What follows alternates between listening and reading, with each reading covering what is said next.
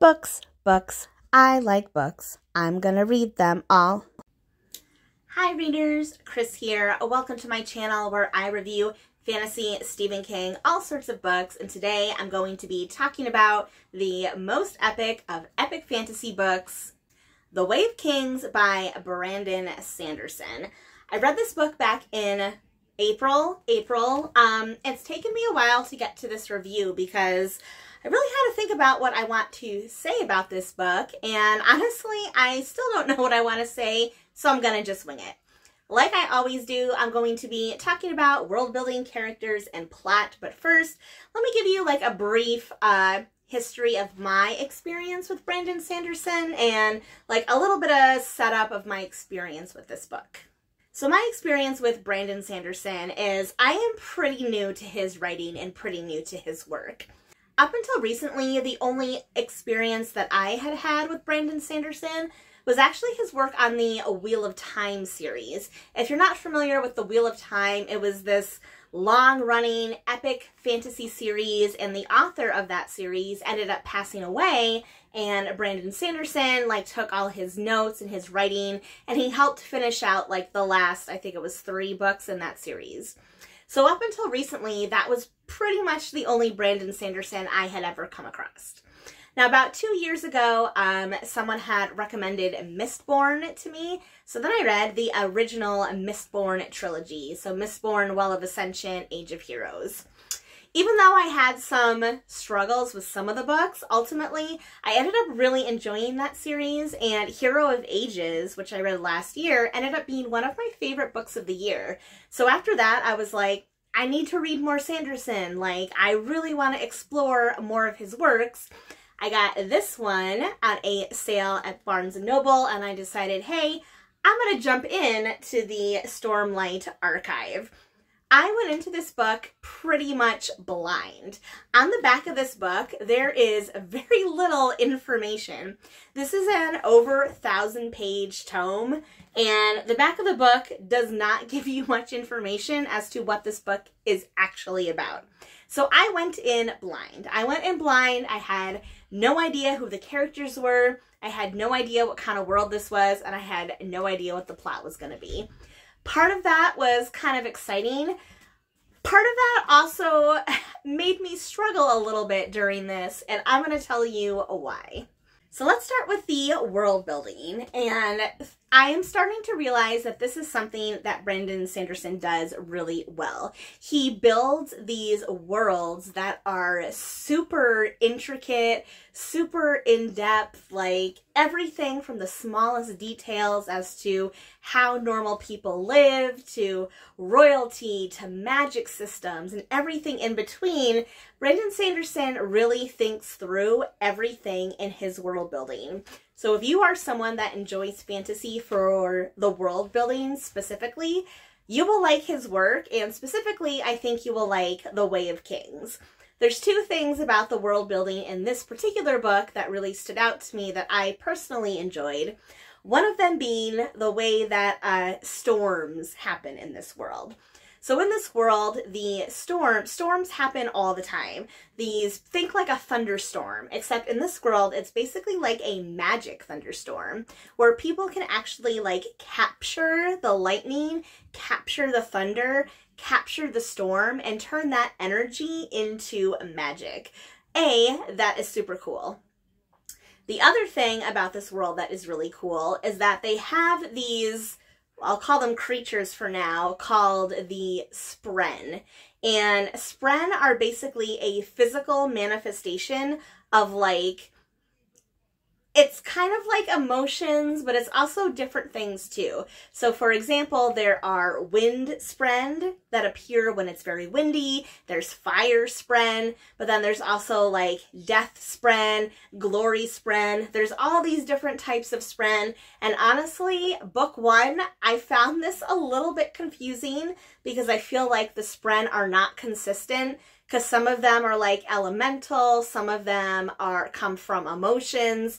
So I'm not quite sure what is going on with the Spren yet, but I do believe that Brandon Sanderson has a plan, and I assume that I will find out more about them later on in the series.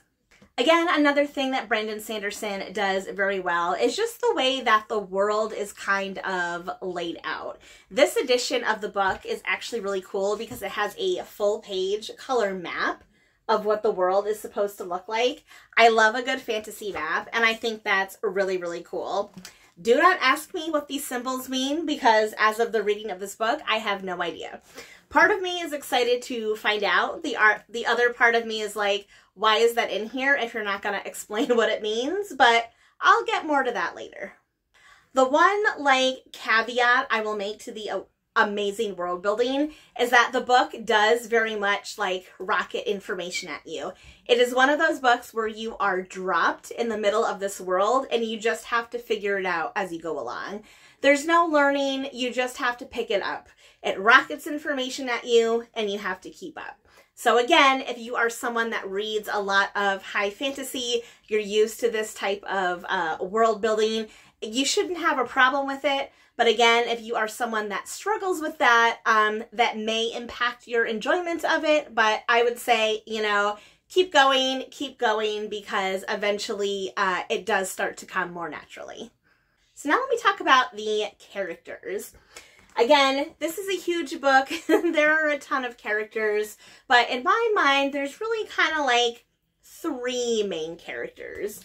You could argue that there's 4, but I feel like for this book in particular, there's really 3 main characters.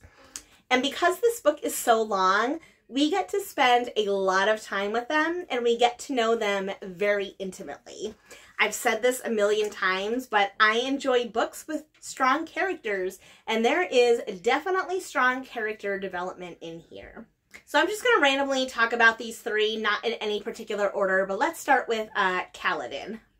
I could literally do an entire separate video just about Kaladin, But what I want to say here is that Kaladin is in a very interesting place in the beginning of this book. When the book starts, he is basically a slave, kind of. He's been captured and he finds himself in this position where he's basically a slave to the army, to the military. And he's not, they don't call it slavery, but he is known what is called a bridgeman. And a bridgeman is in charge of carrying the bridge for the rest of the army. The battles that are taking place in this book happen on these plains. There's a lot of chasms that people have to cross. So they send out these groups of slaves to carry bridges. They put the bridge down and then the rest of the army can travel across. Now this is basically the worst job that you can have, the lowest of the low, because they don't have any armor. They're just literally running out into the open, carrying the bridges, getting shot at by the other side, the other army, getting arrows thrown at them. It's like the worst job you can possibly have. Throughout the course of the story, we learn how Kaladin came to be in this, position. And again, at the beginning of the story, Kaladin is really in a bad place, not only physically because he's this horrible bridgeman, but mentally and emotionally, he's also in a really bad place. He's given up on life. He doesn't want to continue. He doesn't think that, he doesn't think life is worth living basically at this point.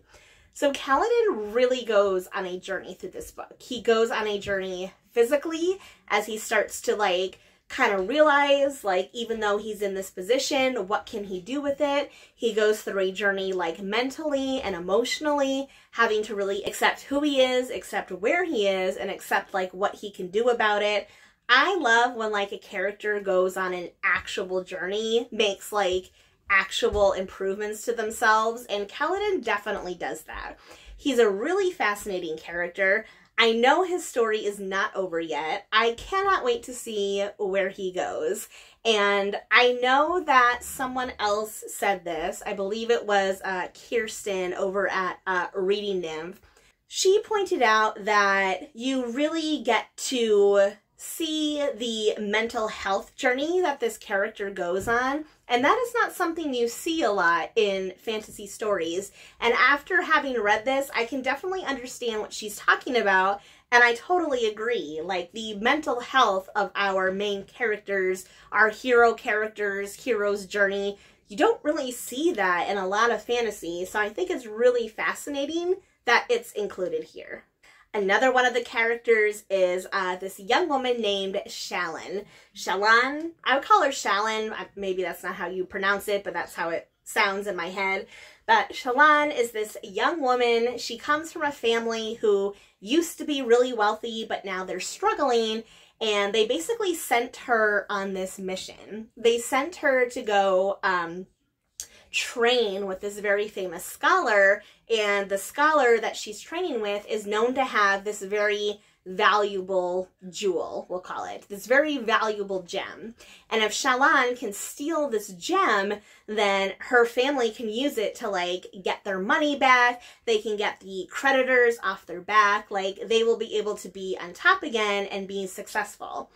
And her family has put all this pressure on her that if she does not do this, like, it's going to be the end of their family. All these horrible things are going to happen.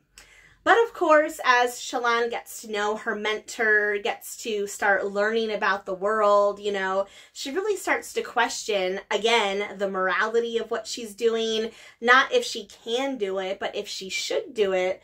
And her, again, this is another character who has a really fascinating arc in this story. A really fascinating arc.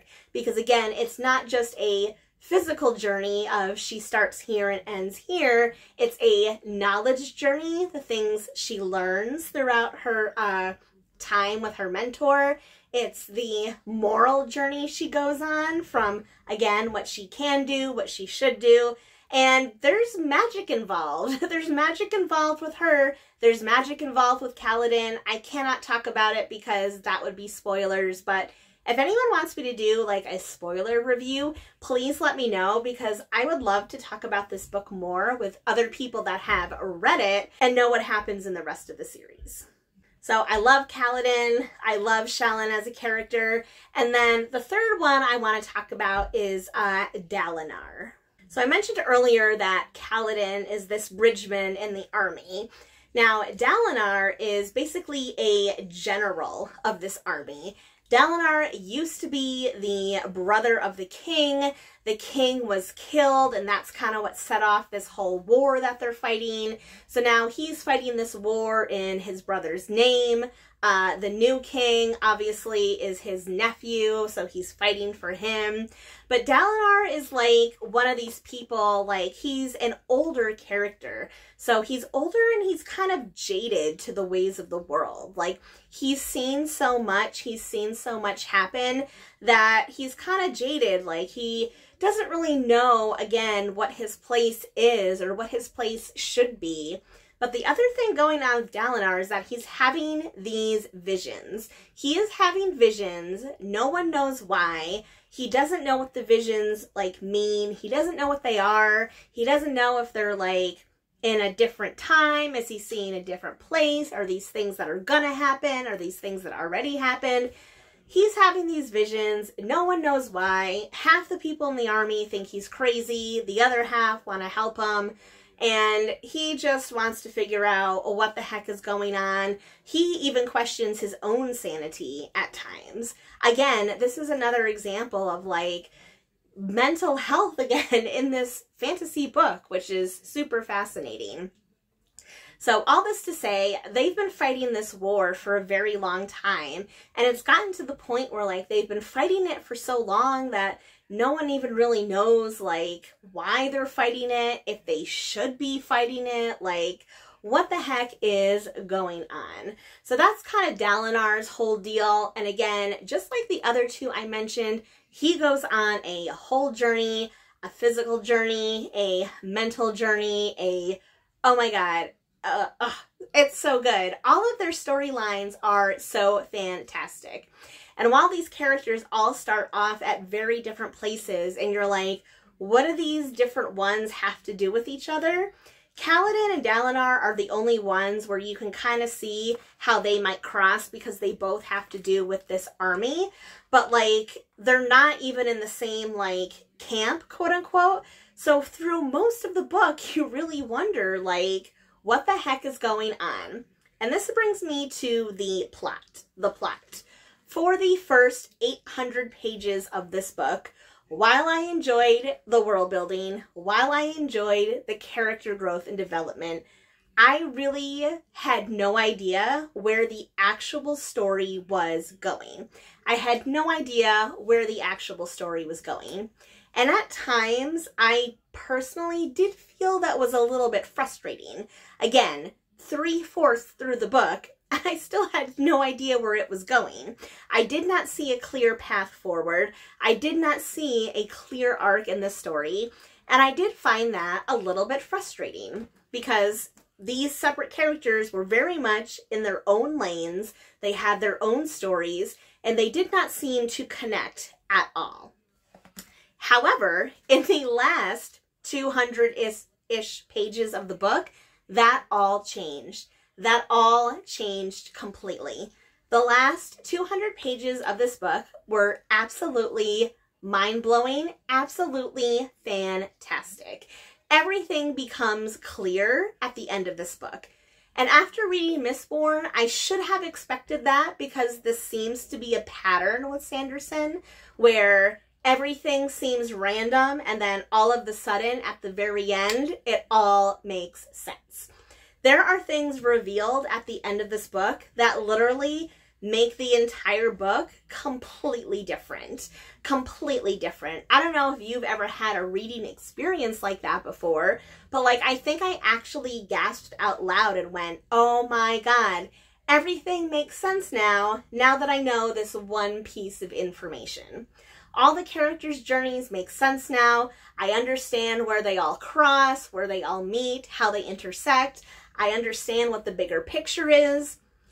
Again, I feel like 800 pages it's asking a lot to get there. It's asking a lot of the reader to stick in for that long.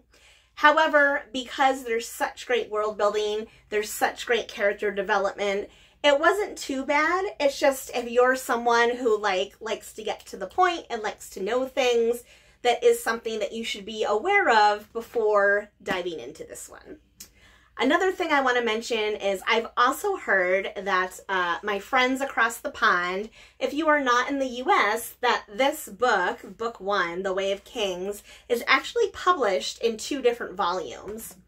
If that were the case for me personally, I would have been super annoyed. So if you are in a country where this was published in 2 different books, do yourself a favor, make sure you have both so you can read them both like at the same time. That's just me personally, because otherwise, if this just ended halfway through, like, I don't know how I would have felt, but I probably would have felt really annoyed and let down that there was no conclusion, no clear path forward, and I had no idea what was going on. So again, I could gush about this book forever. Ultimately, because of the ending, because of the strong characters, because of the strong world building, I ended up really liking this one. I'm definitely going to be continuing with this series. I know the other books in this series are just as long, so I just have to figure out which month I can read another 1,000-page book, but I'm definitely going to do it before the end of the year. So that is it for me today. Those are my thoughts on The Way of Kings from Brandon Sanderson. So now I want to know from you, have you read The Way of Kings? Did you like it? Did you not like it? Did you have a favorite character? How did you feel about the first 800 pages? How did you feel about the ending? Let me know all your thoughts in the comments section below. And as always, if you like this video, please give it a thumbs up. If you're not already, please subscribe to my channel for more bookish stuff, more furry friends coming your way soon. All right, everyone, happy reading.